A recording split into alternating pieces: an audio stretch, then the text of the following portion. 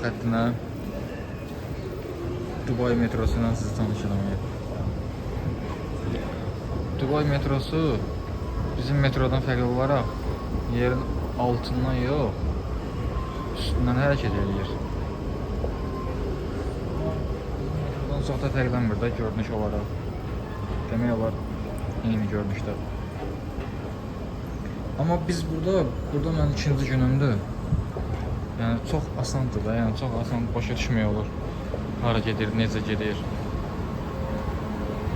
Amma burada çox qəribə bir şey var. Bölüblər. Yarısı Gold kabindir. Yarısına bura danışdıq karşısına.